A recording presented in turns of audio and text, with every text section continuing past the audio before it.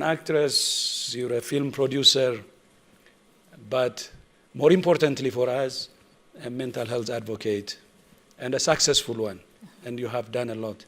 And I was saying to your colleagues, Triple L Foundation, the Live, Love, and Laugh. Yes.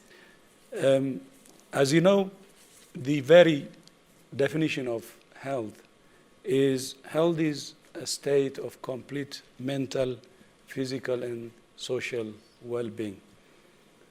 It's not merely an absence of disease or infirmity. Yeah. But as you also know, mental health is the most neglected.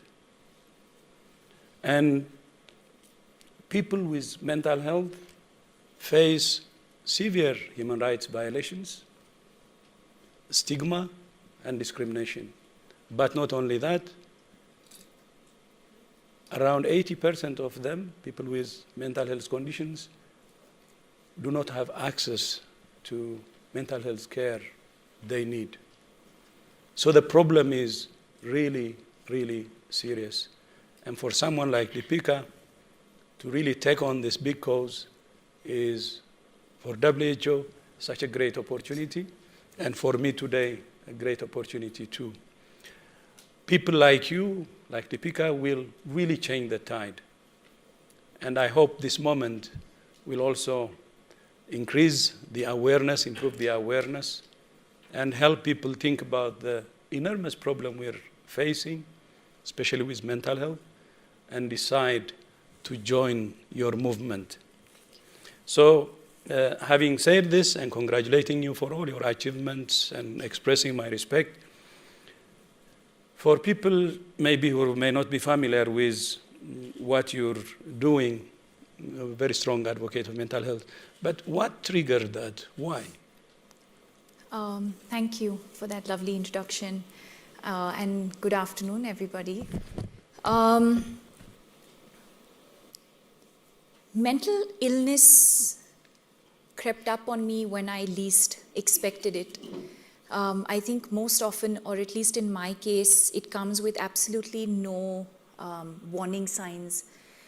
And I was going through a phase that, the perception and the general understanding was that I was at a professional high.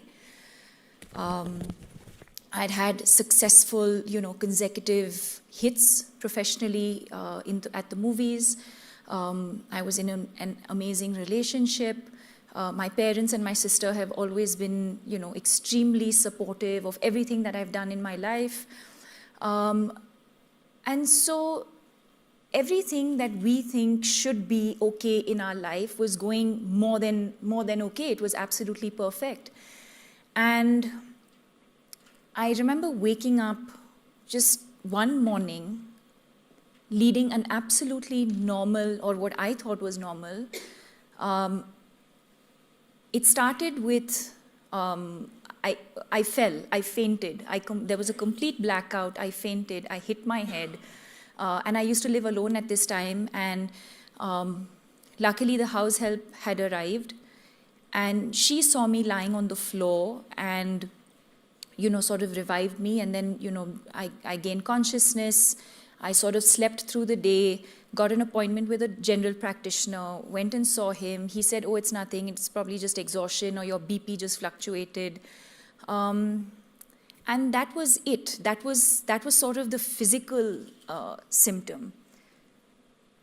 But what I was also experiencing was this sort of hollow, sort of empty, pittish feeling in my stomach. I would break into a sweat every now and then. I would just suddenly get into these sort of panic phases where I just felt like, I needed to just get out and, gasp for breath. And I would just cry, like out of nowhere. I would just break down and cry no one really had to say anything to me, or I didn't necessarily have to be in a specific place. I would just, I could be in this room and suddenly just feel like I need to cry and express myself. And then there were days when I just didn't want to get out from bed. I would just want to sleep and not wake up. because to me, sleep felt like my escape, and I felt like I didn't have to deal with the reality of what I was experiencing. I didn't want to eat, I didn't want to interact with anybody, I didn't want to, I didn't want to go to work. I'd lost, motivation with absolutely everything. And fortunately, my mother happened to be there a couple of months into this. My parents live in a different city, and they had come to visit. And I was sitting in their room, and they were packing up and ready to leave. And I had one of those moments where I was just watching her pack, and I suddenly I broke down. And she looked at me and she said, "What happened? Is everything okay?" And I said, yes, everything was okay, but clearly everything was not okay. And, she asked me the routine questions about, is it my relationship? Is it something at work? And I just kept saying no, and I didn't know what was that one thing. I couldn't point my finger at it. And she immediately looked at me and said, "Deepika, I think you need professional help." And that's when we called Anna Chandy, who, at the point was a family friend, but also a trained psychologist. But at that point, we felt like we wanted to share this with somebody who we could trust, someone who was not going to, we were concerned about what the media was going to say, and we didn't want to be seen outside a psychiatric clinic. So everything was hush-hush. I remember calling up Anna. She was in the middle of a personal crisis. She was traveling. And I called her, and literally, she asked me 2 questions, and she said, "I'm flying down to see you right away. You need professional help. You need to see a psychiatrist." And, immediately, I think literally that same evening or the next day, she was on a flight. She came to see me. We then, together went to another doctor who finally diagnosed it as clinical depression. And I remember after struggled for so many months of having to go about the motions of doing everything, going about my professional engagements, having to speak at events, having to perform scenes, having to engage with people, having to do all of those things, but actually not being present. I remember feeling a sense of relief that, wow, at least now we know what this is that I was experiencing, because I think that the toughest part in the journey for me was not understanding what I was feeling, or not understanding what I was experiencing, not being able to explain to people what it is that I'm feeling. So if people would say, "Hey, how have you been?" And I would have to lie and say, "I've been great, I'm fine." When actually I was not feeling okay, because I didn't have the strength and I didn't have the words to explain to somebody what I was experiencing. And so just the diagnosis in itself, to me, felt like a massive relief. At least now we knew what this was. But I think this is where, my journey to recovery began, because I think accepting what Dr. Shyam Bhatt told me was equally an important part of my journey to recovery. And I think what I see around me very, very often is 2 things. For example, when my mother said, "I think you need help," I could have easily rejected that and said, "No, Mom, that's crazy. This doesn't make any sense. I'm not seeking professional help." A. B, the other situation could have been my mother could have completely discouraged me from seeking professional help. So I think the 2 things that we managed to achieve here as a family is, 1, the fact that somebody close to me within my family recognized the signs and symptoms, 1. 2, encouraged me to seek help. 3, that I was open to the idea of seeking help. And I accepted the fact that, okay, if our body is sort of susceptible to illness, so can the mind. And, you know, and I think that's when I understood the importance of the mind and the body, and understanding that in the same way that we take care of our physical health, it's equally important for us to take care of our emotional health, our mental health. And then, of course, that's how my journey to recovery began. It is during that time, I realized that there was a lot of stigma, there was a lot of hush-hush, there was a lot of not wanting to share with too many people what I was experiencing. And I think all of those experiences made me reflect on why we was behaving, including myself, why we were behaving a certain way. Why was I not telling somebody that, you know, I'm not feeling okay emotionally? Why is it that I was seeking professional help in, privately? Why was I not confident enough to do this publicly and with people spotting me? That's okay. And it was all of those experiences that made me think and reflect and say, one second. I took a step back and I said, why have we gone about this way? And I think that's when I realized the stigma and the lack of awareness that's associated with mental health and mental illness. And that's what led me to come out publicly with my experience with anxiety and clinical depression, and subsequently setting up the Live, Love, Laugh Foundation, because through that process, I felt like, through an interview or through the press or through the foundation, if I was able to express the signs and symptoms that I experienced, and if there was even one person in this room who identified with those signs and symptoms and said, you know what, I'm going through the exact same thing, but I've not been able to put a finger on what it is that I'm going through, I wanted to make that journey that I had been through of the unknown, of not understanding what I was going through, I wanted to help somebody who's probably in that same situation, not understanding what they're going through, and probably help them understand their signs and symptoms. And that was sort of the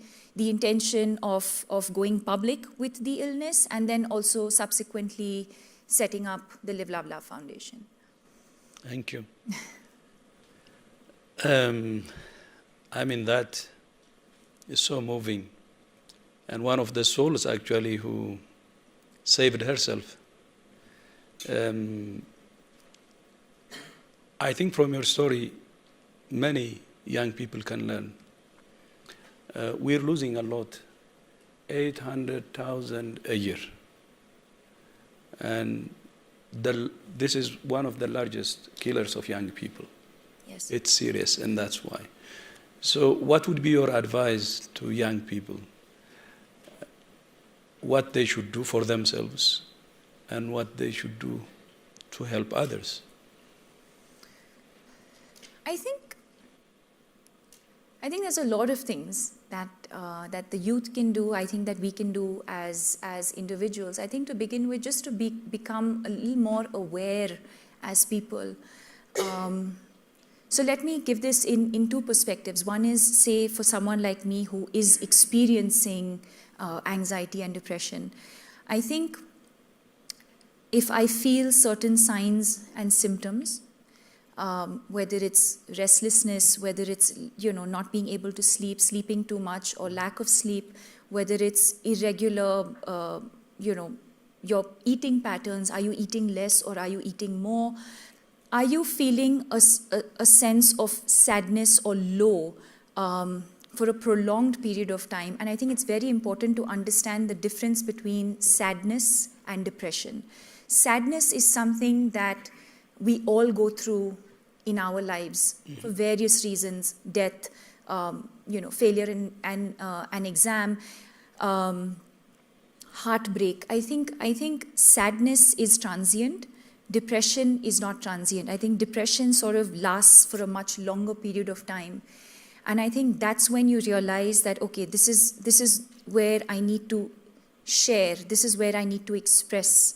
So for someone who's experiencing that, I think it's important at that very moment to share with somebody that you're close to. It could be a friend, it could be a colleague, it could be a family member, it could be a sibling. But I think the first step really is to share with somebody around you how you're feeling. I think for people around, it's important to not just sort of dismiss it as attention seeking.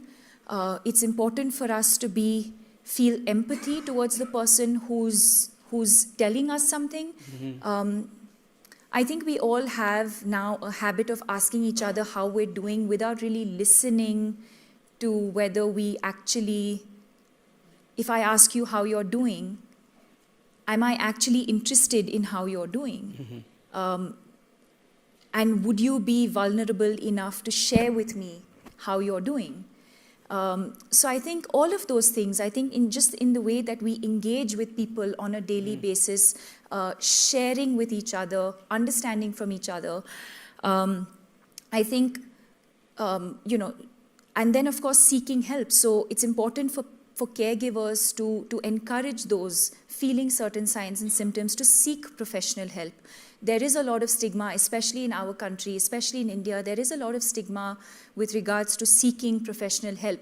Parents do not want to take their children to counselors or to psychiatric treatment because they're concerned about what other family members will think. They're concerned about what society will think.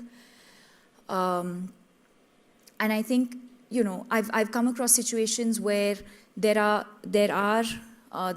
people experiencing mental illness who want to seek help, but somewhere the family is not willing to allow them to do that. And sometimes it's the other way around, where the parents want their children to seek professional help and the child is resistant to that. In my personal experience, I think acceptance of medication, I think for me, it was a combination. Again, I'm not someone who can, prescribe and say, yes, you should take medication, but I will say that in my personal experience, it was a combination of taking medication as well as lifestyle changes that have led to where I am today. But it is also a constant taking care of myself. It is an illness that can come back. So I have to take care of myself on a daily basis. The amount I sleep, what I eat, exercise, mindfulness, all of those things are things that I still have to do on a regular basis to ensure that I don't go back into that dark world and dark space again. Thank you. So together we hope to make a difference. Namaste. Namaste. Thank you.